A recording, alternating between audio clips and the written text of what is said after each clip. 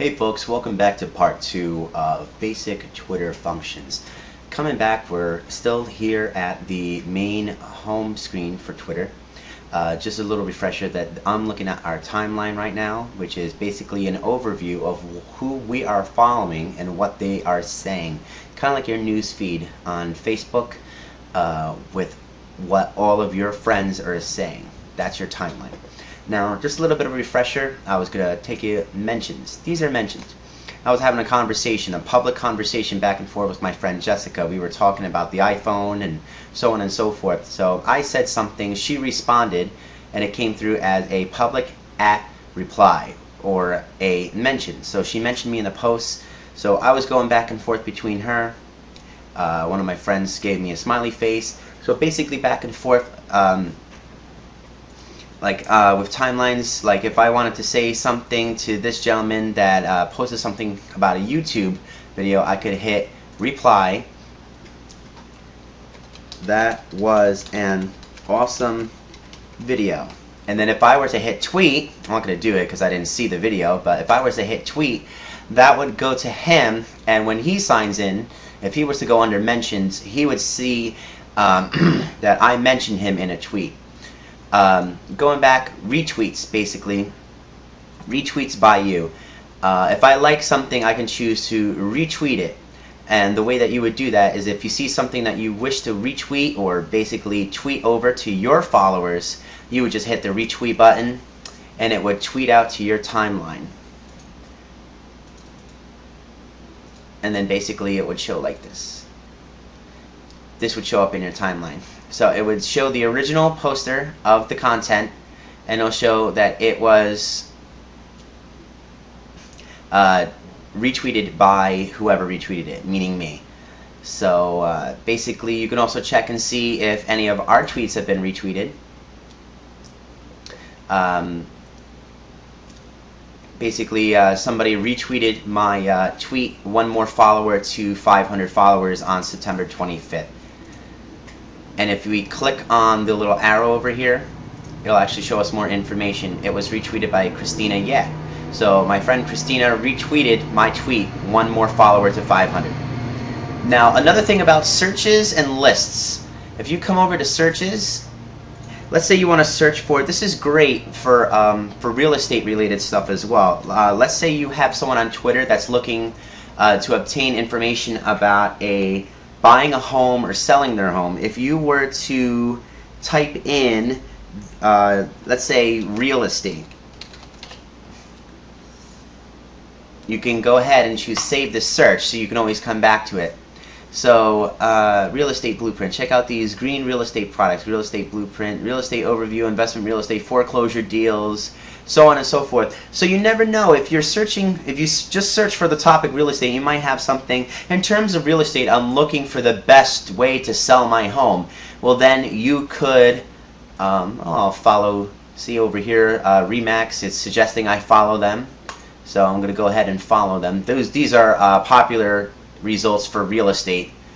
So basically you can save the search just like I did up here. So if you were to come back to the home screen and then go to searches, it'll show real estate under save search. So you can always come back to it, and then what you can do is you can search by top search results by default. That's unfortunately how it does it. It doesn't really show you the timeline. It shows the most popular tweets and if they were retweeted or mentioned, so on and so forth. Now, before, what I was saying with lists, now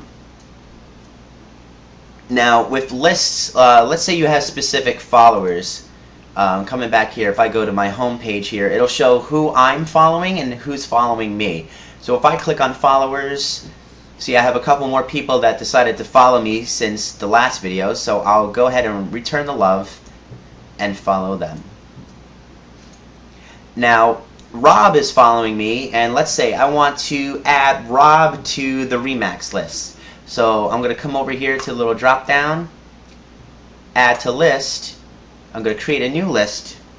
I'm going to call it Remax. And call it Remax Agents. So I just add Rob to the list. So I have a couple more people, like I'm following Dorota and she's following me. I can also add her to the list. Add to list Remax. I can also add Scott Gleason to the list. Remax. Who else am I following here? Frank D'Andrea. Add him to the list. And so on and so forth. This is great. It's kind of like creating lists with Facebook as well, because then you can categorize certain. It's not the same as Facebook because unfortunately you can't like tweet out to just a list and have those people see it, and you can't like control permission-wise exactly who sees it. It's just really for categorizing and to keep it simplistic. Like if you just want to see tweets from your followers in that list, if I were to come back, hold on, home, and then go to lists, and then go to list by you, there you go, Remax. And it'll show me all of the tweets from the people that are in just the Remax list. And it'll show me who I'm following in this list.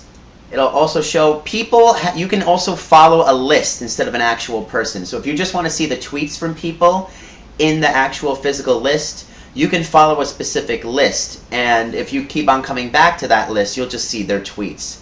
It's a little bit more than what it's worth, though. It's really more of like a feature that's not. It's not really that as popular of a feature. It's not really in use. It's not really, a necessity. But that's just something I'd like to mention there. Another thing, these are your messages. If you come over to your messages tab, the third thing in, thank you for following me. Please check out this application. I got it categorizes your messages from people, like how many people. You can send a message. Now, you can only send a message to someone who follows you. So if you're following Conan O'Brien, for example, and you want to send him a direct message or a private message, he won't be able to receive it and you won't be able to send it unless he's following you back. So that's kind of like a privacy type of thing where you can't just send anyone a message unless they acknowledge that you're following them and they follow you back. Now the fourth option here, who to follow, is kind of like a top suggestions based on who you follow, and more basically it'll show you like the top people on Twitter, and it'll just suggest if you want to follow them or not. It's entirely up to you. But let's say CNN, so I'll follow CNN, and that's basically it. And then it'll give you similar to CNN, Fox News. I'll follow Fox News. Anderson Cooper, I'll follow him. Why not? And that's basically it. Now, coming back to our home screen here, just a reminder who to follow. It shows you, like, if you follow, it'll show you who to follow. Like, if you, as well as a bunch of who you're following, is following a specific person, it's kind of like mutual friends, almost like Facebook, where Twitter will give you a suggestion. Hey, you know what? You're following this person who is also following this person, so I suggest you follow this person. It's entirely up to you. This option here are trends, basically, the most popular topics on Twitter. And the hashtags here are kind of like topics. Like if you're talking about Apple, like wonder if the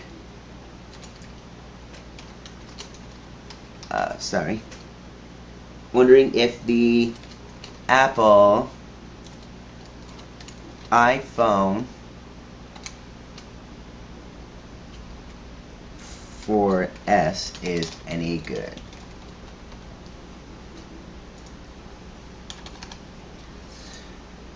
So basically, by doing that, I'm making the word Apple, the word iPhone, and the word 4S an actual searchable topic.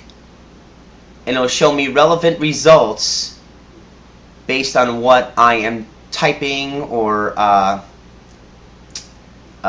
based on what I'm searching for. So if I click on Apple, it's going to show results for Apple. If I click on iPhone, it's going to show results for iPhone.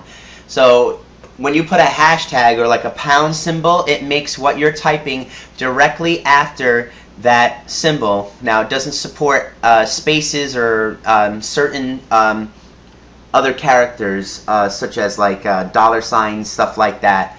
But it makes anything that you type directly after that pound sign or that hashtag a searchable, clickable hyperlink topic. Okay, so now we are going to go back to Facebook and we are going to link our Facebook fan page to Twitter. And the way that we do that is we come back to Facebook, we go to the drop down, use Facebook as page. I'm just going to use this as an example, switch over to disk inserted. We're going to go over to edit page. Under resources, you're going to see link your page to Twitter. It's going to ask you to continue as your personal profile. That's fine. And now it's going to give you an option to link your page to Twitter. So for an example, I'm just going to link my one page here to Twitter. You're going to go ahead and click authorize. And boom. So now your fan page is linked to Twitter. And what that means is that any of your status updates, photos, videos, links, notes, or events are going to automatically forward over to Twitter. And if it's longer than 140 characters, it will automatically truncate it and put in a trackback URL to your Facebook fan page. So basically you're covering both social networking platforms while only really having to manage or post content to one. So I'm going to go ahead and just choose to unlink that for now. And that's a basic example here. So another cool thing is Tumblr, which is a social media blogging site. It's very easy. It allows for direct integration into Twitter as well as integration into your Facebook fan page, or you can even do your personal page. So it's entirely up to you, but for the sake of keeping business and personal separate, I'm going to show you how to get started on Tumblr and how to link it to your Twitter and how to get it hooked up to your fan page so that any blog post, whether it be a text post, a photo post, even a favorite quote, a link to a specific website. You can also start a chat room. You can post audio and video clips all through Tumblr. And when you have both your Twitter and your Facebook fan page, it'll automatically post as a little summary to those pages and offer a trackback URL back to your Tumblr. And Tumblr is just something I use. I think it's extremely simple, and as far as integration into Twitter and Facebook, it's probably the simplest microblogging platform that I've come across. So stick around, and I'll show you how to get started with Tumblr and link it up to your Twitter and your Facebook in my next video.